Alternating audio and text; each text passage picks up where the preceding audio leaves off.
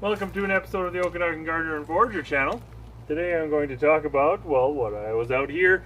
I'm going to talk about what I'm out here dealing with, the compost. I've got some tips and tricks that'll maybe help your compost go a little better and just sort of show you what I do. Here's where composting starts for a lot of people, at least a lot of people who live in a house that don't have a lot of outdoor stuff. In your kitchen composter. Now, here's just what we have in the compost today. There's some plum pits, egg, shells, banana peel, cucumber, and there's some paper towel in there too.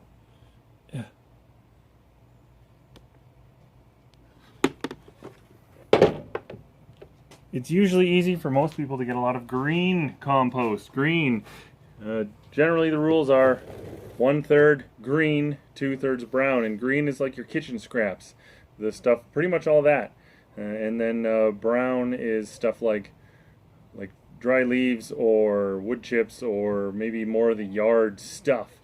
And for me, for most of the year, it's kind of hard to get enough brown to sort of balance it out, because you don't want to have too much. It's like too much nitrogen in your compost if you have too much of the kitchen scrap stuff.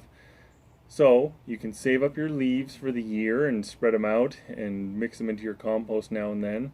Or what I like to do is I like to take things like paper towel, egg, containers, and whatever, from toilet paper or paper towel. And I break them up and I put them in. Oh, the dog's barking. There you see in there a lot of plum pits from drying out plums today to make prunes. You are preserving your fruit for the winter at this point now, aren't you? Anywho, so I take paper towels and instead of just throwing them in the garbage, put them in the compost. And toilet paper tubes. Instead of putting them in the recycling, which, maybe the recycling is going to be recycled, or maybe it's just going to be put in a landfill somewhere. Anyway, you're a friend of the environment, aren't you? Well, I am, and so I recycle it in my own yard. Do the same thing with the egg cartons. I just break them up into small pieces and put them in.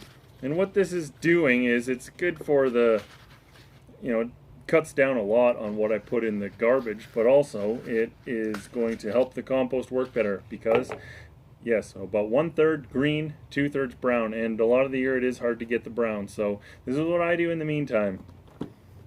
Other things, yes, coffee, stick it right in. You can make a fertilizer out of coffee grinds, eggshells, and banana peels. So I figured just put it all in, you'll get the same thing. Now, I'll show you my compost in a minute, but some things that I do to a problem that you could have sometimes with your compost is maybe it's not breaking down fast enough because it could be too dry. So a couple things that I like to do to keep it moist is take leftover coffee and put it right in. Or from when you steam your veggies and things like that, you can put it in too. And just watch your compost and see how wet it is. You want it to be about the consistency of a wet sponge. Here's the compost. I'm going to stir it up and then be able to get a better idea of the moistness of it. But for that, your best friend for the compost, in my opinion, a pitchfork. And this is just, whatever. I got one of these ones that you get from the city, but you could use a pile if you want. So I'll try to stir it up.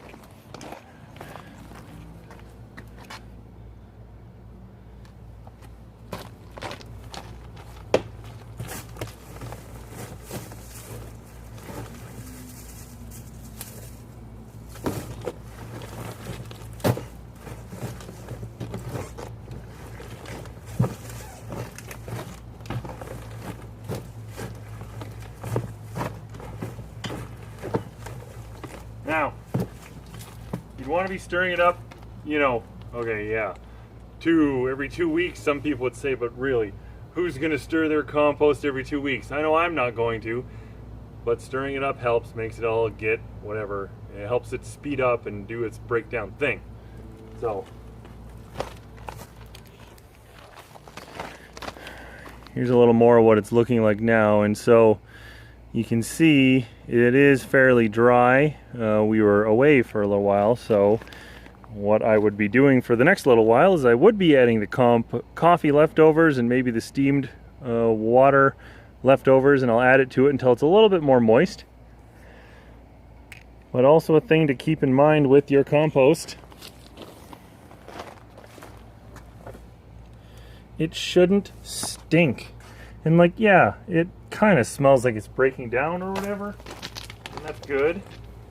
But it should smell kind of sweet, like, and if it stinks, like really, like a sewagey smell or something like that, then what I find that probably means that there's too much of the green. So mix it up, add more of the brown stuff, and that should help with that. Get to know your compost. Okay, I'm fairly satisfied with how stirred up the compost is. Again, it should smell kind of sweet, you know, but it should smell, but it shouldn't stink. It doesn't smell bad. And the new compost.